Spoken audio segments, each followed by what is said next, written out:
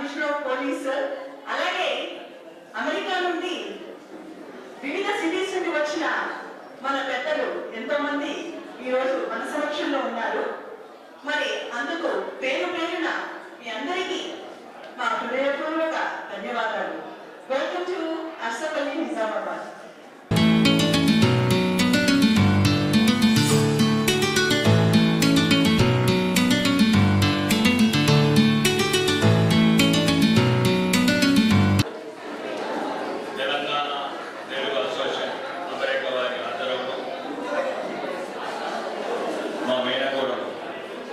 వాణిగండం ఆధ్వర్యంలో జరుగుతున్న ఉచిత వైద్య శిబిరం విచ్చేసిన గ్రామస్తులు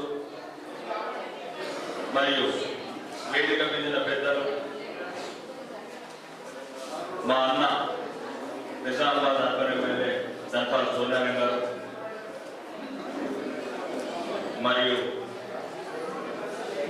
అమెరికాలో మంచి ఉన్నతమైన స్థితిలో ఉన్న నెమలి మోహన్ రెడ్డి గారు, మరి విజయపాల్ రెడ్డి గారు, మా అక్క మాజీ మేయర్ సుజాత గారు, అండ్ నా మిత్రుడు, నాకు అమెరికా కూడా మిత్రుడు అని చెప్పడానికి నవీన్, మరి విక్టర్ వేదిక మీద అందరు పెద్దలు, ఈ ముఖ్యంగా ఈ కార్యక్రమాన్ని రావడానికి కారణం నా మేనకోడలు. గెలిచినాక ఎవరుంటాడు నీ ఎంబడని ముఖ్యం కాదు, నేను గెలిపించడానికి నీ ఎంబడి ఎవరున్నారు మర్చిపోవు అనేది రాజకీయం.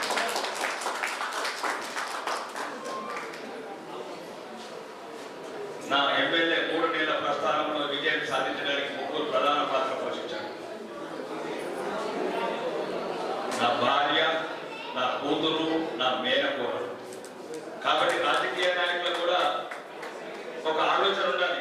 గెలిచినాక ఎవరెవరు అంటాడనమాట, గెలిపించడానికి ఎవరు చెడ్డ చుక్కలు అంటాడు మనమాట, ఎవరు కన్నీటి చుక్కలు మార్చాడు మన కార్యకర్త కావచ్చు, నాయకులు కావచ్చు. అలా మర్చిపోవద్దని మరొకసారి గుర్తు చేసుకోవడానికి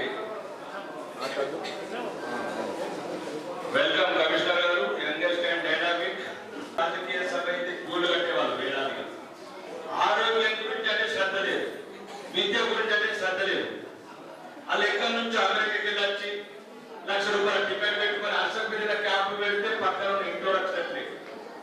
సాయంత్రం మందు ముక్క పెడితే కూడు కడతారు. ఇది మారాలి ప్రజలలో.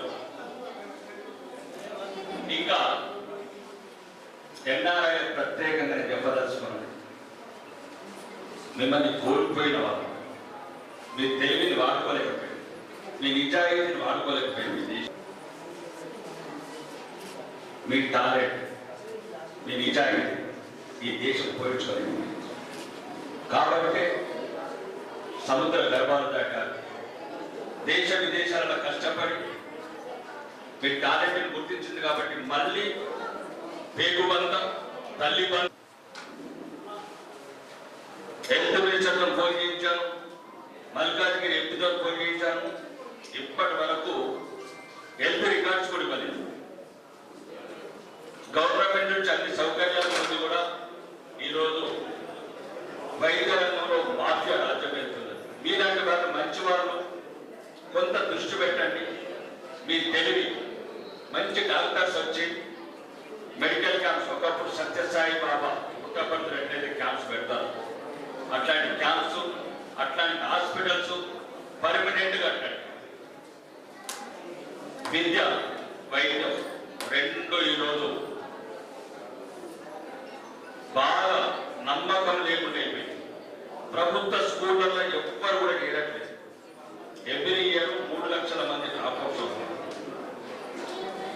ప్రభుత్వ వైద్యశాలల మరీ పేదవాడు తప్ప ఆటో రిక్షా వాడు కూడా వెళ్ళలేనంత నమ్మకం కోల్పోయింది. మీరు ఎందుకంటే దేశ విదేశాలలో మంచి పేరు సంపాదించుకొని అన్ని రకాలుగా ఈ దేశాన్ని కాపాడుకోవాల్సిన అవసరం మీకు. ఈ దేశాన్ని సంస్కృతి సాంప్రదాయాలు కాపాడాల్సిన అవసరం మీకు.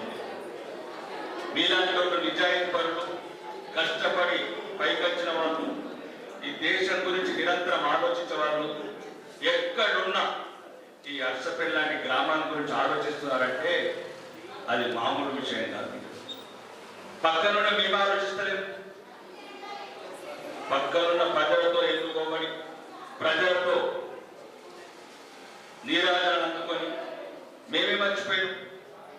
అట్లాంటిది అమెరికాకి వెళ్ళొచ్చి ఇట్లాంటి క్యాంప్స్ పెట్టడం, అవేర్నెస్ క్యాంప్స్ పెట్టడం అంటే మామూలు విషయం కాదు. ఈరోజు మేము చెప్తున్నాం, రాజకీయాలకు అతీతంగా అయినా రాజకీయాల్లో ఉన్నట్టు మాడకపోతే మీరు క్యాంపులు పెట్టేందుకు వచ్చినట్టు లేవు. కొన్ని రోజులైతే ఇదే రాజకీయ సభలు, కుల సభలు పెడితే వేలాది మంది క్యూలు వెళ్తారు. ప్రజల్లో అవేర్నెస్ తీసుకురండి, ప్రశ్నించే తత్వం తీసుకురండి. ఇలా చేయాలి. నాయకులని, అధికారులని మా బడ్జెట్ ఎంత, మా పన్నులు ఎంత, మా అప్పులు ఎంత, ఎందుకు ఆడపిల్లలు చదువుకునే బాత్రూమ్ల స్కూళ్ళల్లో ఫెసిలిటీస్ ఉండే, గవర్నమెంట్ హాస్పిటల్ డాక్టర్లు ఉండే, ప్రజలు ప్రశ్నించాలంటే మీ ధైర్యం తోడు కావాలి. ఎందుకంటే ఆర్థికంగా స్థిరపడ్డారు విదేశాలు. ఇక్కడ ప్రతి ఒక్కరికి రాజకీయ పార్టీ ఒకరి కన్నా, కులం ఒకరి కన్నా ఇక్కడ ప్రశ్నించడమే మానేస్తున్నారు పేదవాళ్ళు. కాబట్టి విదేశాలలో ఉన్న ఈ గడ్డను మర్చిపోకుంటున్నారు. ఇట్లాంటి క్యాంపులు. రెండోది, ఈ మధ్యన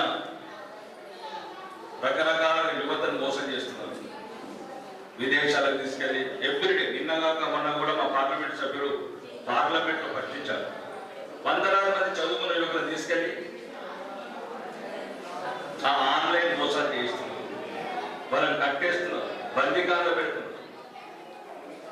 ఇక్కడ ఉద్యోగాలు లేవు, బతుకుదామని పోతే బయట ఇట్లా యువతకు సరైన అవేర్నెస్ క్యాంప్స్ పెట్టి ఏదైనా ఆన్లైన్ కోర్స్ అని చెప్పి ఒక మంచి, ఒకవేళ ఎక్కువ డబ్బు ఉంటే కొద్దిగా మీ గ్రామాలలో కూడా పండగలకు దానికి సంస్కృతి సాంప్రదాయాన్ని మర్చిపోకుండా చూస్తారని మనస్ఫూర్తిగా కోరుకుంటూ ఈ అవకాశం ఇచ్చిన మీ అందరికీ మరొకసారి ధన్యవాదాలు చెప్తూ బోలో భారత్ మాతా